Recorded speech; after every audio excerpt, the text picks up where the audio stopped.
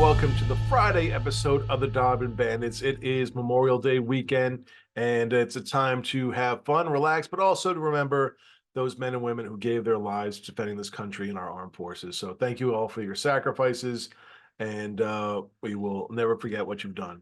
So who's on tap for this Friday? Well, two of our favorites. First, I'm talking about Mr. Bill Leff, coming back for I think his fifth or sixth time.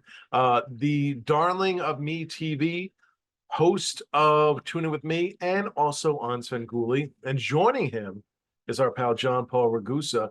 You might have seen him on Collector's Call on MeTV. He's been on there twice so far. He's got another episode coming out in July, so keep an eye on that. And he owns the Imperial Castke Toy Shop here in Pawling, New York. We are frequent visitors, and they're both on to talk about toy collecting. Because for a lot of comic fans, collect toys as well. I know, growing through the years, I've been collecting the Superpowers action figures, the Mattel Secret Wars figures, all these different things. And it's really interesting to hear about how things become hot in the industry, how things get valued. And that's what John and Bill are here to talk about. It's a fun time, of course, because these two are wonderful guys. So enough of me. Let's get on with the show. I spoke to John Ragusa of the Imperial Castke Toy Store here in Pawling, New York, and America's favorite morning host, the great Bill Leff. Gentlemen, thank you so much for joining us. Oren, before we start, I just have to say, happy birthday to you. Oh, I am so in awe of what you've achieved in your lifetime. And the only day that can truly be celebrated is your birthday. I know it just happened a few days ago. I hope everybody remembered to wish you a happy birthday, because you are America. You are what this country is all about. Thank you so much. You sent me such a nice card on my birthday itself. Then to follow it up with this, it really shows how much you care, and it means the world to me. So thank you so much. Happy birthday. I hope you have more. Well, I hope so. I don't use the word I don't use the word hero often, but you may be the greatest hero in American history. And I, of course, to not saying I'm one-upping, but I also have this beautiful Cabbage Patch Kids curls pony that is a gift that I will be making sure goes to you next time I see you. This is the greatest day of my life. You two have just, made my brown eyes. When we talk about heroes, Oren, the names always come up. It's always Neil Armstrong. It's always Abraham Lincoln. It's always Rennie Stennett, who played for the Pirates for years. Gotcha. But I want to add a name to that, and it's Oren. Oh, stop it, you guys. Happy birthday. I really appreciate that. You guys didn't have to go to such lengths for me. I wouldn't have left you fourth in that sentence. Oh. But, I mean, some friendships apparently are stronger than others. That's true. It's turning into an Oren love fest, and John just won, I think, because, he would put me over Rennie Stennett. As great as his MLB playing career was. Yeah. Just a notch above. So the first thing we just spoke about briefly before, but Collector's Call. Bill was a person on Collector's Call. They looked at your collection, and John has been an appraiser on Collector's Call. I guess my question, I want to start with Bill first, but when you have a collection and, you're proud of it and stuff like that, is there a strangeness having people come to your house and sort of look it over and having to, explain to them what everything is, or were you pretty comfortable with the whole experience? I was comfortable with it. I love showing it off. Toy collecting is almost more an illness than it is a passion. You get this thing in your head where you can't have everything. That's impossible. But you say, I'm going to come as close to it as I possibly can. So whatever you see, and some toy collectors start when they're very young, some start when they're a little older, but you see stuff and your brain is always kind of moving and going, wouldn't it be nice to have that? No, you're an adult. You don't need that. No, but I'm also a kid. I can have that. So you accumulate all this stuff. And part of the fun of it is showing it off, having people see what you've amassed over the years. Mm-hmm. And I know I've mentioned this to you before. This is a time machine. Because you see things that you remember from 5 years ago or 10 years ago or 20 or 50 years ago, and all of a sudden you're transported back. I've been real heavily investing in Hot Wheels of late, the Hot Wheels from the very first few years, the Hot Wheels Red Lines, which came out a little over 50 years ago, 52 years ago. And every time I see them, I've got a bunch of them here in the room I'm in right now. Every time I see them, I'm 9 years old again. I'm in a Corvette, which was a department store near me, and I'm picking out which Hot Wheels and which colors I wanted. And there's very few things in life that do that, that just transport you to another time in your life, but toys do that. And for John, when you're brought in there to appraise, every collector sort of has an idea in their head of what their collection's worth and what they think is valuable and what's not. Is there any pressure on you when you go in there to, you don't want to disappoint the person, but you just, is it a little odd at all? Oh yeah, it's I've done three so far, and I actually took a couple of minutes to sit down with the guys and gals before, and I tried to get a little bit of an idea on what their expectations were. I mean, I can't speak to Bill's obviously experience, but when I did mine, it's very organic. Like, they kind of said to me, we want, we're not going to tell you what this person wants. Don't show them your item that you brought in for the trade. They want a lot of it to be organic. So I went around, and before you start taping, you look at the collection. I usually had them walk me through some of their highlights, some of their lowlights, and be like, look, show me what you got. And I kind of had a number in my head.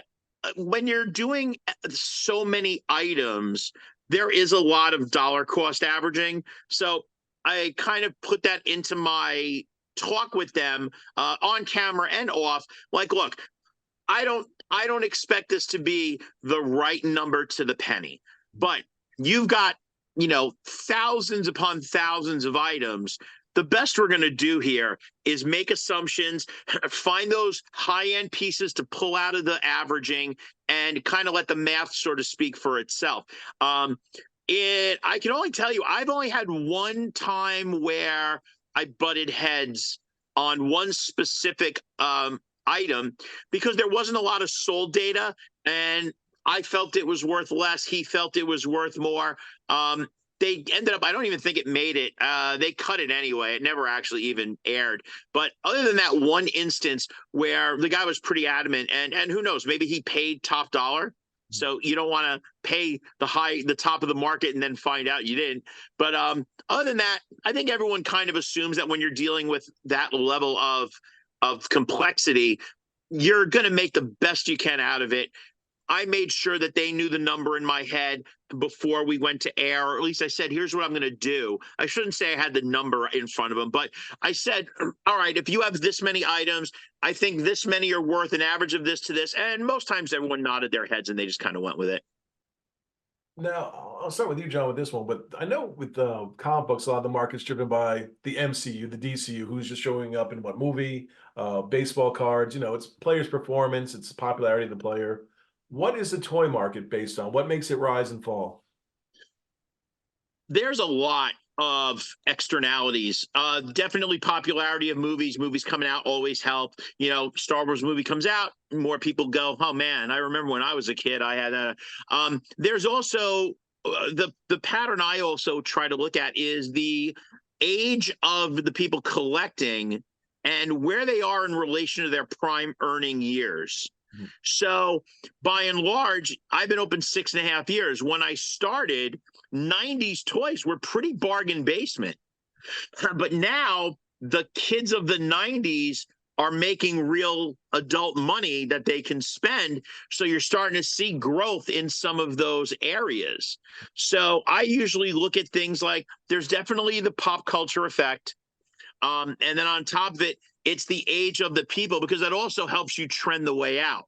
Like the guys who, the same way everyone now sees that trains, unfortunately, there's really nobody left. Everyone's leaving the train market. Nobody's entering the train market. But, imagine if you could have figured that out 15 years ago. There's probably a lot of people sitting on train sets because they didn't see that pattern coming up. I look for stuff like that. And I can tell once the average collector hits like their mid-50s, you're going to see that kind of stuff start to slow down. There's always going to be exceptions to that rule, obviously, but I'd say by and large, look at how old.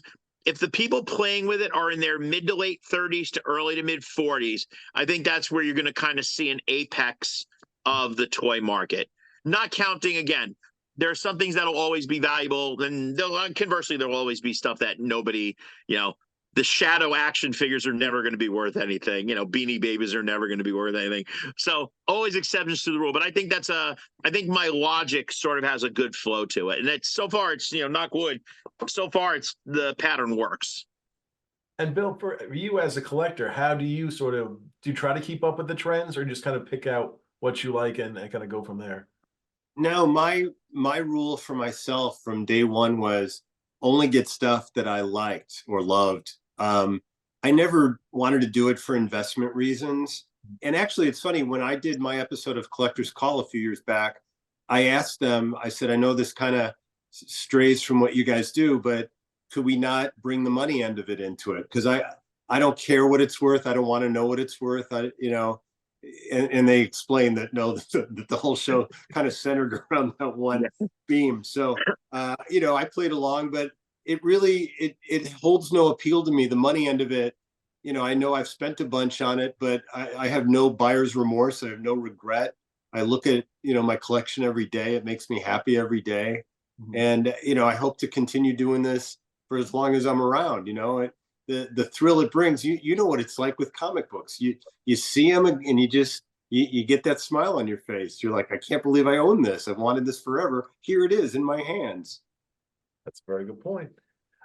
Next thing I want to bring up, and I'll start with Bill on this one with you. When toys come out, and not really toys, but they're prototypes or they're samples that have, just kind of been on the market. They're sort of one-ofs. As a collector or as a completionist, is that something that you feel that you need to complete your collection, or that's not something you're interested in? No, I've had the chance to get a bunch of prototypes over the years, including some Kenner Star Wars ones that were interesting to look at, but only for a minute. They were characters that later came in a painted version with all their accessories and everything, and he looks better that way than he does in kind of a clay mold. So I do know people that take them very seriously and love obtaining them. Somebody very close to me has some very rare Raiders of the Lost Ark figures that are worth a fortune. And they, to me, they look like they're made of sand. They're not that appealing to me. So everybody has different wants and likes. And John, for you in retail, if something is a one of one like that, how do you find a price point for it if it's, it's so rare? Generally, you try to look at historical data. I mean, it had to transact somewhere else down the line. And in the absence of that, you'll try to find, a similar line of it. So, if somebody walked in, we'll use Star Wars because Bill gave it as an example, but yeah, the opportunity. So if somebody walked in here with a, Dynacast Nikto, maybe there hasn't been one transacting, but all right, Nikto's, a third tier character. He's a Jabba goon. All right, well, I found a weekday and a Klaatu that's sold, and I'll try to look at what it went for and then use that as a baseline. Sometimes you run into things like where it's been years since they transacted. So it's like, well, what's the market done in those years? So in that case, maybe I'll find like a common figure and go, okay, a common figure has gone up 270% in the last 8 years. So if this is what it sold for 2.5 years ago, I'm going to say, let's probably assume that it's going to be worth 270% of what that number was also. So you got to use a little bit of deductive reasoning. Ultimately, when it comes to these one-of-a-kinds and these super rare items, more times than not, it's a conversation. You try to find you both use whatever tools are at your disposal to either justify the cost or use it as a negotiating tool. So if I'm dealing with something like that, I'd be like, all right, look, how much do you want for this? Well, I don't know. There hasn't been one sold since 2018. How's this number sound? Well, all right. Well, I think it should be higher. Or, it should be lower. Well, if you think it should be lower, this is what I'll say. Explain why. I don't want to hear it's your gut.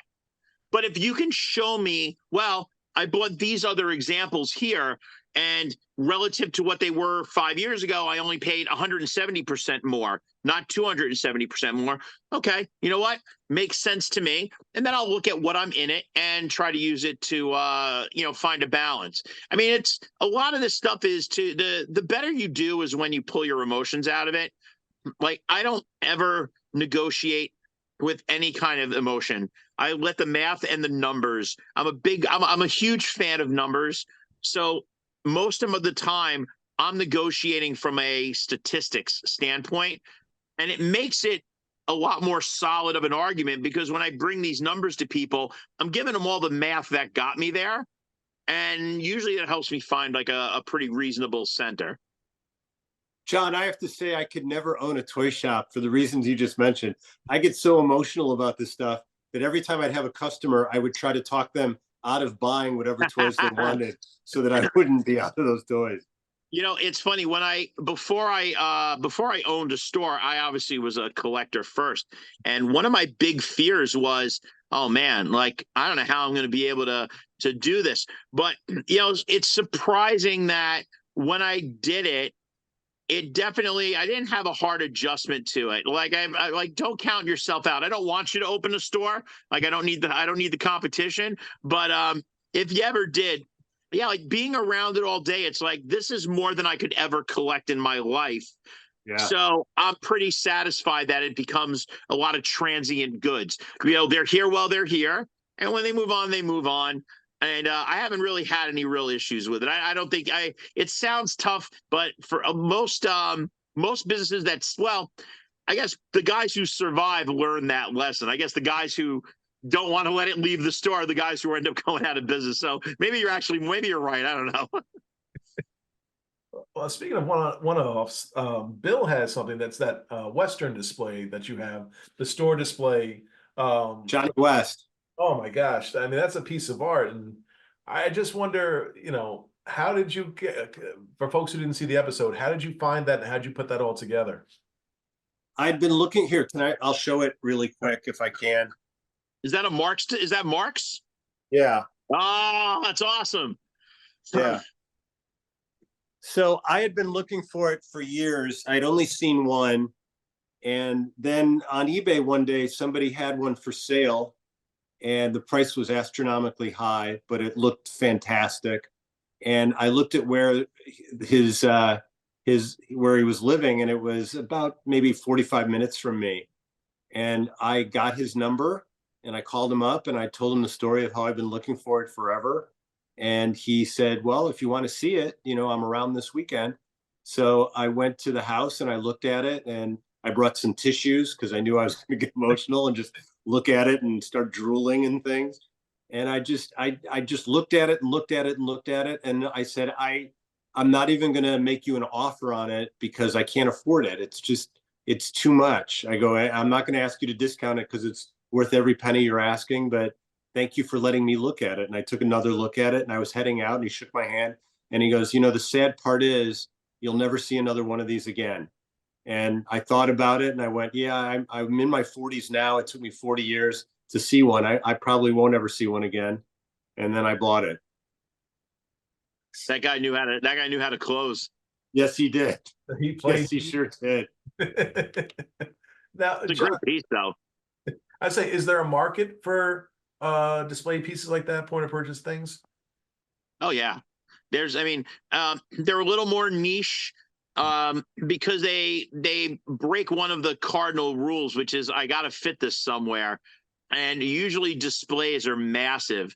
But they are, and they're incredibly unique. Like, it is the kind of piece where something like that, it really comes down to buyer and seller just kind of going, yeah, you know what?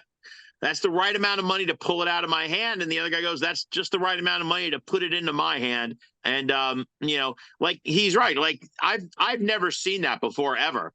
And there's a good chance I never will. I mean, how many of those could possibly exist? It's funny, we talk about advertising, that point of purchase thing, but when I go to the stores, I'm more of a comic guy than toy guy, but it seems like all these products are using the retro style advertising. Star Wars went back to the boxes, with the picture on the side. Superpowers, Kenner Superpowers, the same graphics as the 80s, He-Man, G.I. Joe. Why do you think it is that, is it because they're gearing it towards folks our age to want to remember that? Yes. So toys are Hands not for down. kids anymore. No. I think by and large, the action figure category and the, let's call it, boy dominated side of the house, yeah, purely they don't care about kids anymore. I think those lines are pure heartstring fodder. They want you to feel nostalgic. They want you to pine for better days. They know exactly what they're doing. I mean, here, you've got young kids. Is there really any buying decision your son or daughter make based on the packaging of an item? They care less. No. But if you go in and see the Ghostbusters figures that you had in the 80s and they look exactly like them, that's what you're getting. And I also think to a certain extent, it's not even collectors. I think it's just they're going after an adult nostalgia market. It doesn't have to be hardcore guys. I mean, I know guys who are not really into toys and they're like, yeah, I bought one figure. It sits on my desk. It's in my bookshelf. My wife got me this, right. Because it reminds them of what they had. To prove your point, John, it was just Mego's 50th anniversary. Yeah, so I picked this up. So every time I would see these Mego 50th anniversary figures, whether it was in a store or now in my office, my heart beats faster because, again, I'm a little kid and I'm looking at them and I'm trying to decide which of the Mego superheroes do I want, and it works magic. Yeah. Did you get is Dead Man in there? Wasn't he the tough one to find?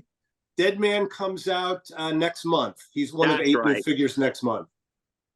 I know people were pining for it already, but yeah, listen, you can't blame them either. I mean, this is, I think that we're probably the first and possibly only generation. Our fathers, let's say we've all got to be in the same rough age bracket. None I'm of our 23. parents. You look fantastic.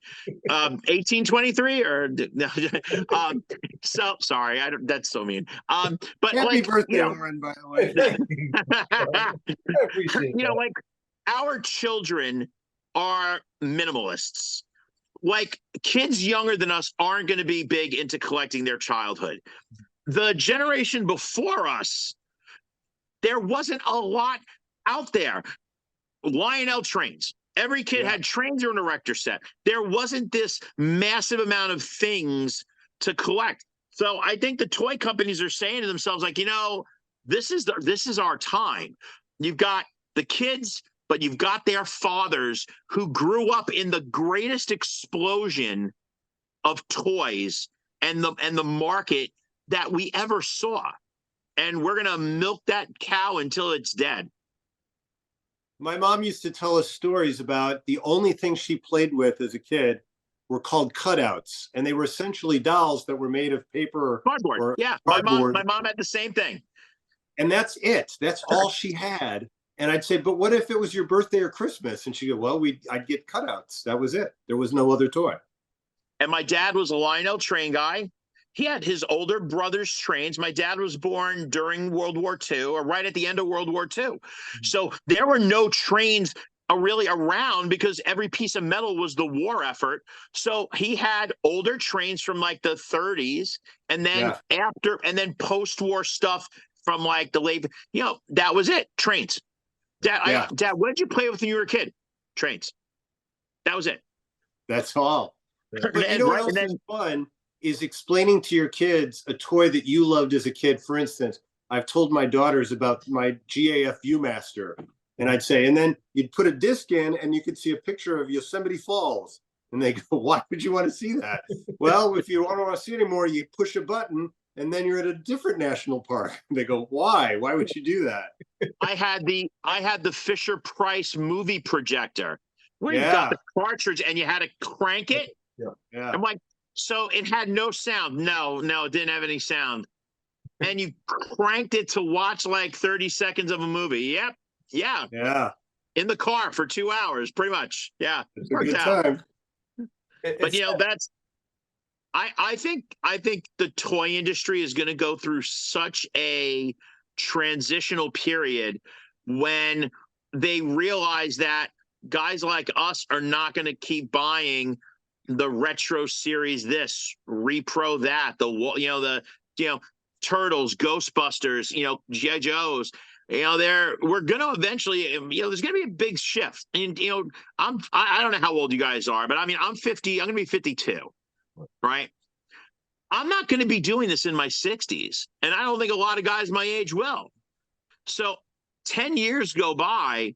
It's going to be very interesting to watch what I think is going to be the kind of the death of that nostalgia line, because guys who were born in the 90s, I don't think there's an affinity for like, oh, I grew up with my, where's my, whatever was popular at that point there, the bigger toy lines, like even the stuff like Star Wars, a lot of guys my age are doing Clone Wars, they're doing Rebels, because it's part of that, it's sort of part of that canon and that history. It's going to be interesting to see where the toy world is. I mean, luckily, hopefully I'll be well retired by then, so I don't have to worry about it. But, it'll be very interesting to watch the market contract. When guys like us sell our houses, we're moving to retire, we're not going to be, I'm not bringing all this stuff with me to wherever I go to retire. I mean, I'll take some key pieces maybe, but I don't have the desire to do this again. Like wherever it is now, it'll either get sold or I'll take a handful of pieces that have real heavy nostalgia for me. And, that'll be that. And I think you're going to see a lot of people are going to do that. Another thing to consider is when we were kids, you could go and pick up Star Wars action figures in a store for $2.97, $3, and now, they're $16 and $17 and $18 each. Makes it very hard to they've outpaced inflation, because I mean a $3 figure then is about like a $10 figure now. So it's not crazy if you had those $10 figures. But yeah, like I mean the 6-inch figures like Black Series at $25. I mean, that's insane. But again, they're not trying to sell them to your children. Right. You're buying them with your adult money. I'm curious, I'll start with Bill on this. When you go to toy shows and stuff, are people seeming a little more savvy about older toys? Like what things that you could have gotten sort of on the cheap now, people are seeing like, oh, older stuff is getting hot. Like I know for me, for comics, I used to be able to get 70s and 80s books for $1. But now people are seeing that that's getting popular. So they're kicking up $5, $6 for a book that's really not worth all that much. Go ahead, John. You want to take it? Yeah. I mean, I would think, I think there's a huge, I mean, part of it's obviously smartphones and technology. Your access to information is just so much easier. But there is also, I heard somebody use this term the other day and I loved it. It's the dawn of the dealector, the dealer collector. Everybody now there's a very small population of people that are just hobbyists. The side hustle and the dealer collector has increased so much that I think your opportunity for those bargains are starting to shrink, because everyone and their mother now is trying to be a flipper and a collector, and I'm just going to self-sustain my hobby by buying and selling stuff. So I think the competition has the competition's so much higher that the people who do have merchandise don't have to do dollar bins. I know I'll end up selling it for more because there's so many people who are going to probably come and look for this stuff that I think it's shifted because the amount of collectors have increased. Now, granted, again, half of them are dealer collectors, but there's a lot more people buying stuff. I mean, in the comics, I mean, I'm not an expert at all, but I mean, with me not having a comic book store, right? I've got about 14,000 comics downstairs. I have people constantly that are like, I'll buy them all for 25, 30 cents a copy. And I'm like, no, why would I bother doing that? But 10 years ago, I might say to myself, if I'm only going to get 50 cents to $1 a book and I can get them out of here, maybe it's not a bad idea. But instead, I let them sit. People come in, they'll go through books and come up and I'll be like, are you happy at $2, $3 a book? Sure. and it constantly is the smarter move to wait it out. The days of like just shifting your merchandise, I don't think in every aspect. I think a lot of the business has changed from that. Let's just get it turned over, and people are willing to wait it out because you are getting a better price from people by waiting, which I know is a little counterintuitive to the access to information, but specific to comic books, I think the thing that works against you is shipping. If someone comes in and goes, I can buy this book for $1 right now, no, you can't. It's going to cost you $5 to bring that into your mailbox. So I'm still cheaper at $3. No one can argue that point with me. Yeah. Sorry, I buddy. agreed with the first thing John said. I disagreed with the second and third. I agreed with the fourth. I didn't understand the fifth at all. What's the fifth one? What's the one you didn't understand? The whole money concept. Don't mess with me like that. Come on. No barters. It's hard to figure out what's going to be hot and what's not. The trends kind of come and go. I've spent the last couple of months selling off, anytime an obscure movie set would come out, anything from Waterworld to Hook, any movie, like I would always buy a set and just keep them stored away. And I didn't expect to make money on it. I just wanted to have them.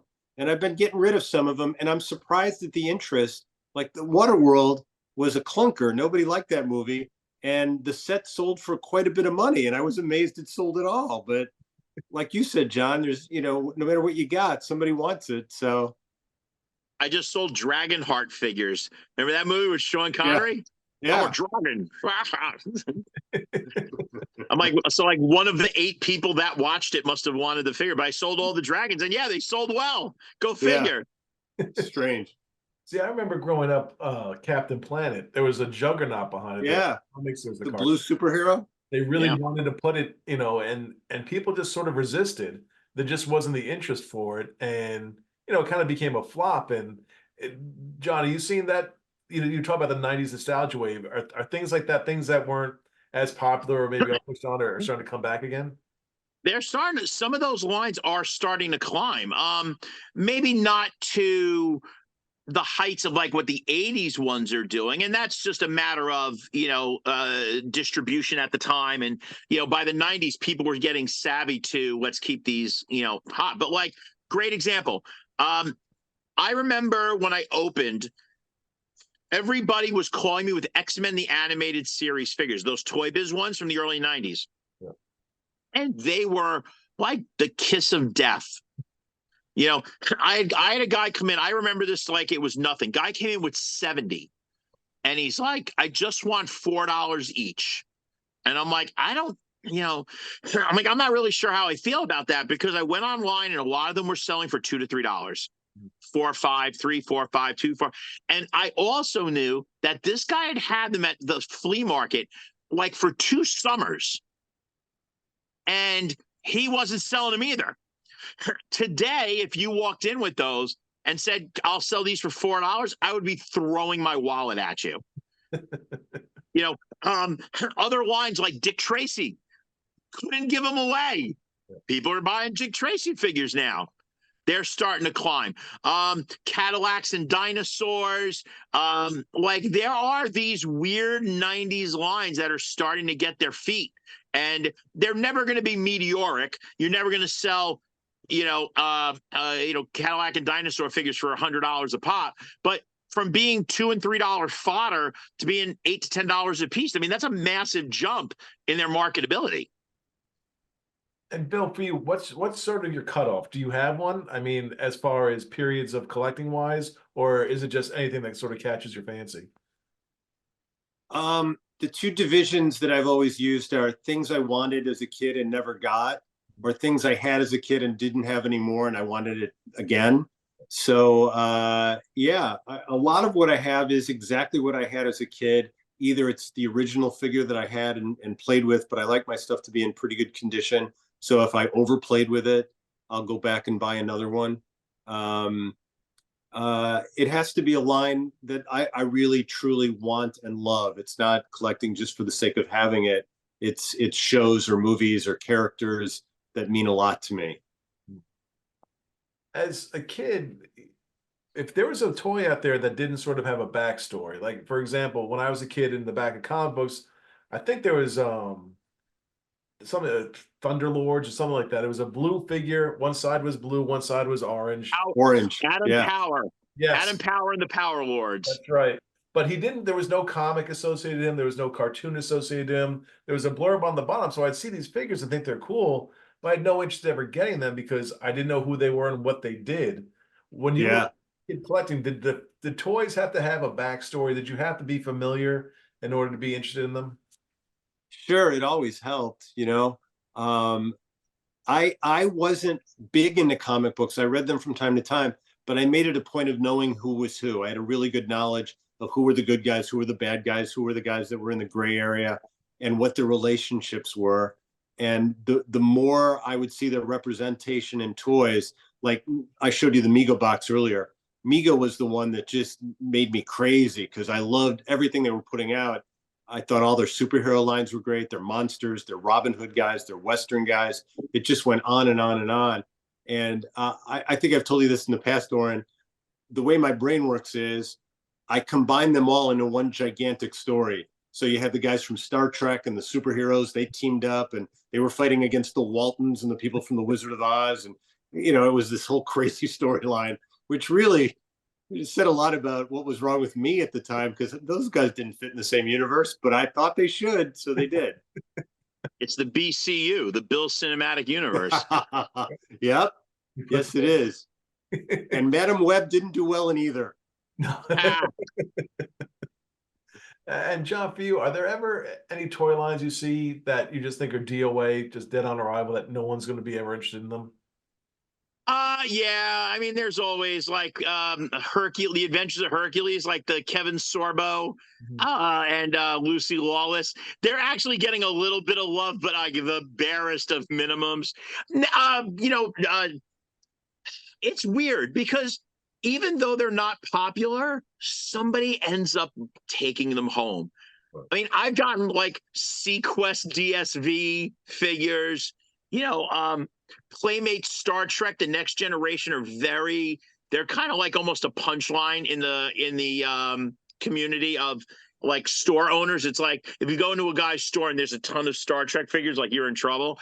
But everything finds a home, or my wife's cliche. Every pot has a lid. Right. So eventually these things do find a home. But if somebody walks in with a box of the Shadow figures, ants, some of these other kind of just wackadoo 90s lines, I mean, I do kind of go, oh boy. But I'm not nervous to buy them because, again, eventually there's somebody. There's always somebody for them. I've been amazed at the kind of stuff that's walked out of here. The best one we ever had was we had a beat up Lord Farquaad from Shrek figure. The card was beater, but the figure was still on. And Sean and I, Sean, who works here on my part-timer, Sean and I used to laugh like one day Lord Farquaad's gonna find a home. And I remember on a Saturday, there was a girl who came in and she's walking around and we look and it's sitting under her arm. And Sean and I are like, could this be the day? Like, is this it? Is this when it happens? She bought Lord Farquaad. And on my eyes, 3 days later, someone walked in to sell us a Lord Farquaad. We're like, come on. Like, we just got rid of this. Like, why? And that one eventually found a home. But it's like, you never, I might cringe, but the beauty of doing this job without emotion is that there's always math behind it. So just because it's not a big seller doesn't mean I don't want it, doesn't mean I won't buy it. It just means the math has to do its job. Isn't it interesting, John? Every one of those sets that you mentioned, and I guess you could say this about all lines of toys, they always have one short packed item. Like for Sequest, it was Darwin the dolphin.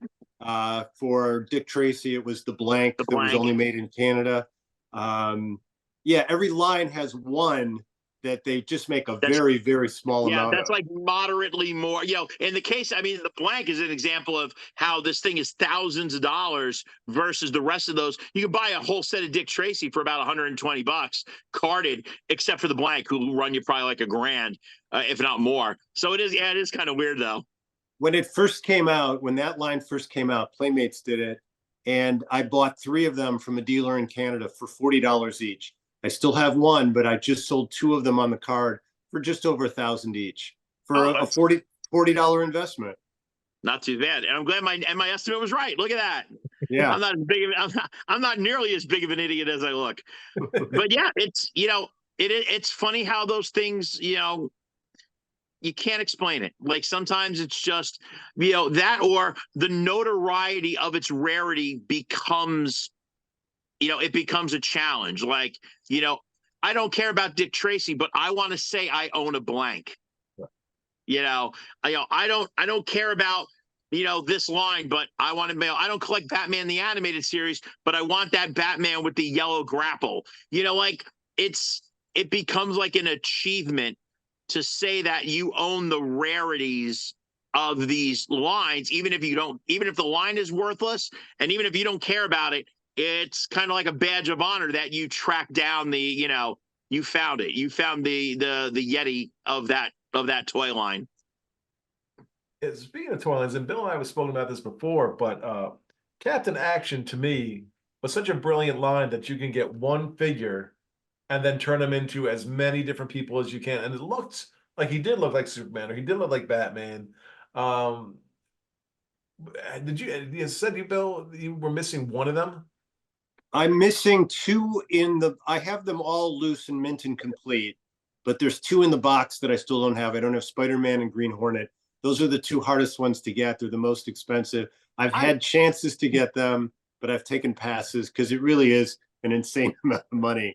I just sold one. Did you? I had a box Spider-Man. It went for 15,000. Yeah, that's about the going rate. Yeah. Yeah, it was part of that. Well, there's the second wave. So what is it? It was 67 and 68, or 68 and 69. But the last wave was 4 guys. And yeah, I know Spidey's the killer, Hornet, and then the other 2 aren't as bad. I just can't, off the top of my head, I can't recall who they are. But Tonto was one. Okay. And I think it was either Buck Rogers or, hold on, Flash Gordon maybe, or Sergeant Fury maybe. I don't think Fury was in there, but Gordon, I don't remember. I mean, I know the Spider-Man one because it's its own folklore about how rare that one is. And I did a TV show called A Toy Store Near You. And we were talking about, they were like, pick out some of the rarest things you have in the store. And I was like, well, this is a no-brainer. And we talked about that, and the fact that there is like a handful of guys on the planet who know the string pattern behind the cardboard. So if you get one and you're unsure, there's a couple of guys who can look at the back of it and go, it's strung correctly or it's not. But they won't tell you what's wrong, which is brilliant. They'll just be like, no, that's good. Well, are you sure? Yep. Well, how do I know?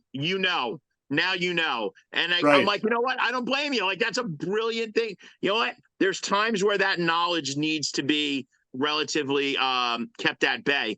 But we got it. I was thrilled. I was very happy to hear that it was the real deal. The guy it was a consignment, and the guy who brought it to me bought it under the auspice of it being correct, but couldn't verify it. So I got put in touch with someone through a Captain Action group on Facebook, and they were like, no, like, you're in the clear, like all is well. But it was a great idea. And the best part is, like, and I don't know if this was on purpose or not, but I thought it was brilliant that it was just the outfits. They never had to license the name of it's not Clark Kent, Bruce Wayne. It's Batman outfit, Superman outfit. And it was like, it was a very clever marketing idea. Yeah. You'll never see that kind of stuff. That'll never happen again. But it was a good move on their part. with the scarcity, is it because the toy was going to be sort of shut down and they didn't put out as many, or is it just or it was distributed throughout the country? I don't know. I think after that line, I'm almost positive, and maybe Bill can keep me honest here. I think that was the end of Captain Action. I don't think it went much further. Well, as We had far as it, Aqualad who showed up, but I think he was right. Did he come after Aqualad come in? And I want to say it lasted like another year. yeah, it shelf time 3 years. There was a period where they didn't do more Captain Action, but they did Action Boy, his assistant, and there were 4 costumes for him. So those were kind of part of the set. And then Ideal also made 4 women that were called the Super Queens. And there was Batgirl, Supergirl, Mira from Aquaman, and Wonder Woman. And I've got 3 of them here. Do you? In Yeah. the boxes or loose? Boxed. Oh, nice. Some of the parts are reproed. Like the shield, I know is incorrect because Wonder Woman came with the Captain America shield that had the hole in the middle for some strange reason. So I think they're about 80 or 90% real, and then some of the other pieces. I don't have Mira. It's the only one I'm missing. But yeah, really that nice. was a very cool line. Yeah. But it was like, Ideal was kind of like, it's funny how like each decade, action figures kind of had their champion. The 60s, Ideal was sort of like, it was Ideal and Remco. Yeah. The 70s, Mego dominated. And then it became Kenner and Hasbro. And then Mattel came in for He-Man in the 80s. I mean, they always had Barbie, but from an action figure perspective, it is funny how these guys had like almost like these seismic shifts of dominance in that era. Oren told me last time that he foresees a day where Barbie is turned into like a motion picture, like a movie, but I don't see that happening. No, that's crazy. That might happen. Come on. Well, why don't you make a movie about the atomic bomb while you're at it? Yeah. Now, John, also, you have a really cool thing is that you have the foreign, I hate to use the word knockoffs, but the foreign versions of Star Wars and other things that they can't use Star Wars, it's Space Wars or something like that, and they repaint them a little different. How hard are those to come by? Well, you're right on both fronts, actually. I have 2 distinctively, there are licensed non-US figures. Okay. And then there's bootleg non-US figures. So if your country had a license through Palatoy, Harbert, Meccano, you got the real deal. If you were like in an Eastern Bloc nation, the poor kids in Turkey got the Uze figures, or Poland got like these Polish knockoffs. They're to find them carded, a lot of these are exceedingly difficult. I have ones over the years. I've had many different. I've had the Turkish Uzes. I've had I still own like a Boba Fett from Hungary. They get up there. I mean, those are most of the time those figures are going into the thousands, and some of the rarer Uzes are up almost at 6 digits. I mean, everyone talks about the Boba Fett rocket firing as like the ultimate item, but a character called Headman from the Turkish Uze line, there's 3 of them, I believe, and then a 4th reseal. I mean, to get it out of someone's hands, you're probably going to be in that 100,000 plus category. The Turkish Uze figures are fun because they wanted to put the figures in scenes on the box, but they didn't want to spend money. So sometimes it'll be a figure and he's next to a cell phone or he's next to some cooking implement, and you're supposed to think he's on the Death Star. The best one is, I think it's Chewbacca is standing next to a gourd. Yeah, right. It's just Chewbacca next to a gourd. And the Death Squad, the Imperial Gunner, is sitting in front of a Casio calculator. That calculator sells for great money on eBay now because Star Wars collectors want the calculator that was used in that photograph. Now, Bill, you personally crack down on any kind of Toonie knockoff and bootleg plush dolls, don't you? You go to the people. Yeah, I've not slept in about 9 months because it's a 24-hour-a-day job. between the show and you bringing justice to these bootleggers, I'm trying to. it's very impressive. Yep. Thanks, Warren. If there's one, this is of course a loaded question, one toy that you sold or gave away that you wish you had back, what would it be? I don't have any that I've sold or given. I've sold a bunch in the last couple of years, but nothing that I really regret. If it's one of the things I have on display, I can't part with it. But the realization came to me a couple of years ago during COVID, kind of, that I've got this huge storage space with tens of thousands of figures that I will never, ever be able to display. And I go and I look at them from time to time, but I'm out of space. We're at 2.5 rooms in the house right now.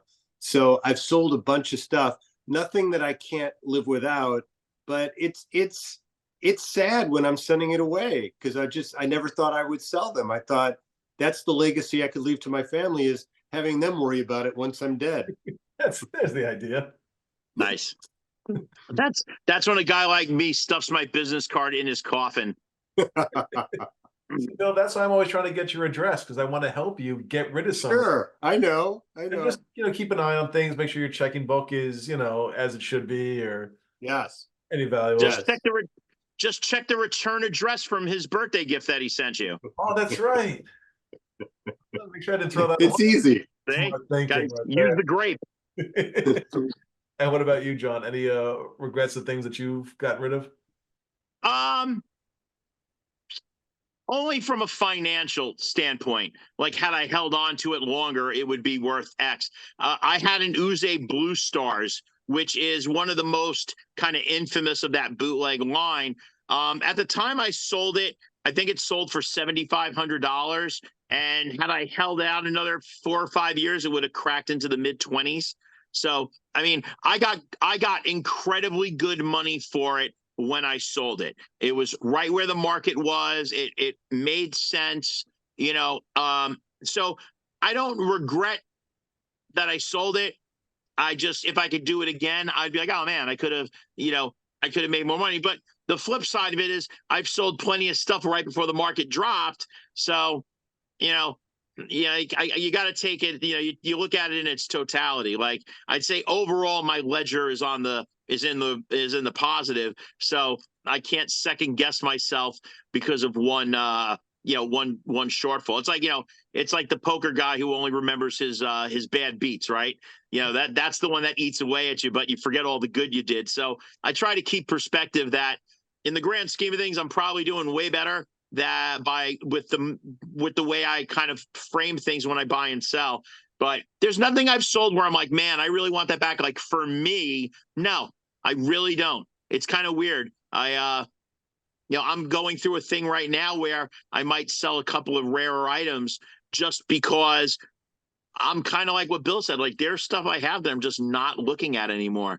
And when the kids were little, you would take their toys, and then before you threw them out, it was like, all right, put them in a box.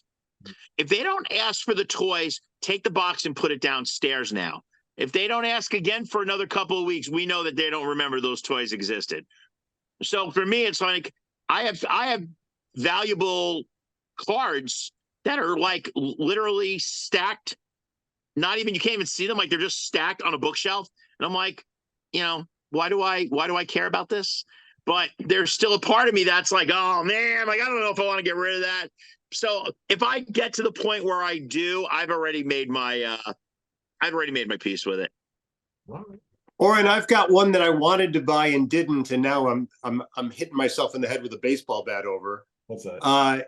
For a long time, when Mego in the 70s and into the 80s would advertise in comic books or trade magazines, in addition to the Megos, they had a thing called Ionesco's Marvel World playset, which was like all the important buildings in the Marvel universe on one block, And I think it sold for $8 at the time. And I kept thinking about it, and I passed. And as time went on, I'm like, I really should have bought that. And now it goes for somewhere around $15,000 to $20,000. If you can find one. If you can find one. Ideal did the DC one. That's also pretty cool. Yeah. Well, now you're making that tuna with me money. The world is your oyster. Whatever you want. Yeah, I could have 3 of them if I wanted. That's what I'm saying. Or have them make one just for you. You know, a little ad space on the show. They had one at one of the San Diego Comic Cons 2 years ago, and it was, you know, that picture you always see at Christmas of kids like looking in the toy store window with their nose in their mouth. That was me on the display. They kept going, "Sir, if you could just back up just like a few feet, that'd be the best thing for us." Was it in good shape? Yeah, it was in perfect shape. It's a lucky kid. Well, gentlemen, I want to thank you for taking the time to speak. And Bill, you need to come visit John's store. I would like very much to, and I will do that. And Oren, to you, I say happy birthday. Oh, come on. You are just the I'm so sweetest. proud of all you've achieved. Wow. You've Sweetest. made your mother and I very happy. You're always checking in on me, and I appreciate that. I know, I could be a handful, but It's worth every penny, worth every minute. wow. If there's a Mount Rushmore, if there's ever around Mount Rushmore of podcasters and comic collectors, I'm going to put your face up twice for each of those categories, Oren. I'm just saying. I appreciate that because Bill has had 2 episodes. He had one about comic book collecting and he had one about podcasting recently. And we are back. I really thought it was cool when John kind of broke down, how things get priced out and, their popularity and what causes them to move up in the market. It was really fascinating. And Bill's collection is, if you guys haven't seen it, go. Maybe YouTube has that when he was on Collector's Call. I know there's videos of him showing his collection. It's astounding. His collection is absolutely phenomenal. Thank you both, gentlemen. If you're in Pawling, New York, or make your way to Pawling, New York, stop by John's shop, the Imperial Castle. You will love it. It's a fantastic, fantastic place. So have a wonderful long weekend. We will see you all next week.